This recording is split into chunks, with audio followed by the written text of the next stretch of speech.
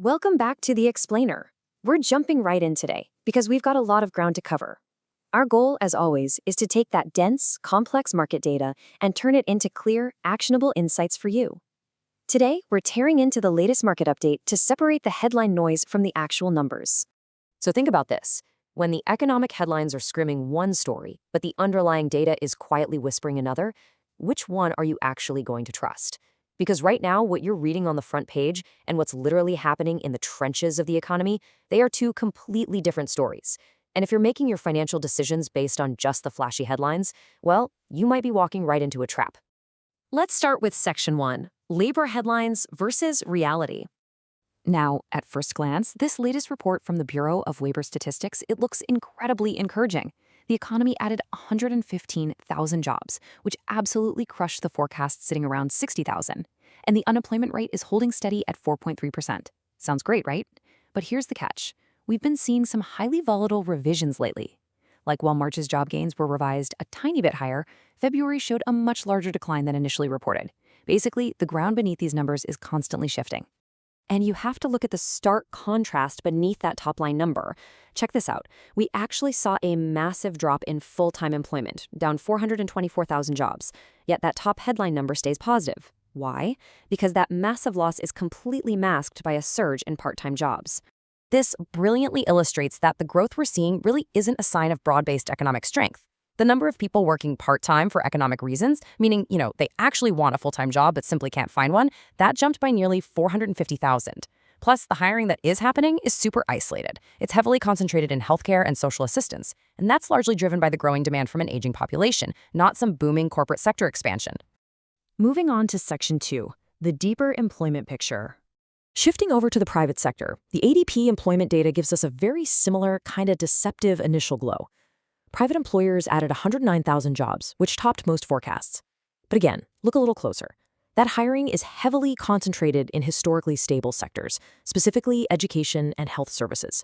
The exact areas that tend to just hold up during economic slowdowns. I think ADP's chief economist, Dr. Neela Richardson, breaks down the reality of this split market perfectly.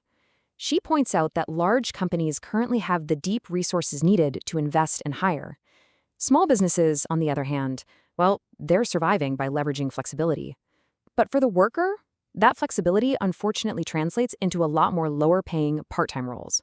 Furthermore, let's talk about what's happening to your paycheck. The wage growth gap between people who change jobs and people who stay put is narrowing. Job changers are seeing a 6.6% increase, while stayers are at 4.4%. Now, while changing jobs obviously still pays more, the fact that this gap is closing is a massive signal. It tells us the job market is becoming way less competitive overall. Employers just aren't having to pay those extreme premiums to poach talent anymore. Now for a real reality check. While initial new unemployment claims look relatively low, hovering around 200,000, continuing unemployment claims tell a different story. These are the folks who are still receiving benefits because they haven't found a job yet, and that number sits elevated at 1.77 million. This proves, beyond a shadow of a doubt, that it is taking job seekers much, much longer to find new roles once they're let go. Adding to that underlying softness, Challenger, Gray, and Christmas reported 83,387 job cuts in April. And what's driving this? Well, for the second straight month, AI-related restructuring is the leading reason for layoffs. To make matters a bit more concerning, future hiring plans have absolutely plummeted by 69% month over month. Let's shift gears to Section 3, Housing Market Defies Expectations.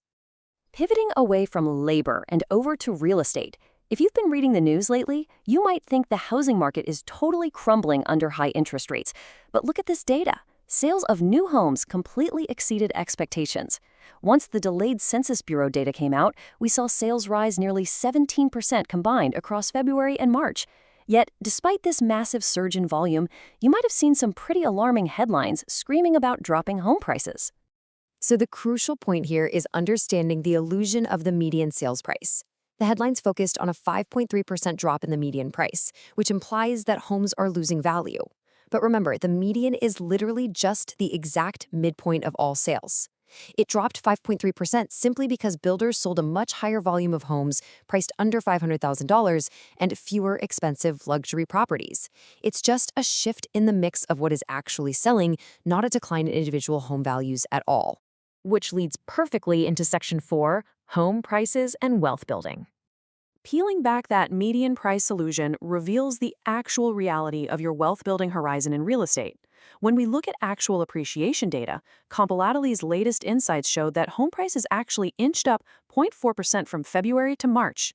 Even better, their long-term outlook is highly positive. They forecast a solid 5.1% appreciation in home prices over the next year, and that is actually an upgrade from their previous 4.7% projection. Let's translate that data into actual dollars to make it real. If you own a $500,000 home and it appreciates at that forecasted 5% rate, that adds a very real $25,000 to your net worth in just one single year. That's the real power of steady growth, and it's exactly why real estate remains a fundamental pillar of wealth building, regardless of what some misleading headline might try to tell you. Okay, Section 5, Walnut Muffins and Market Outlook.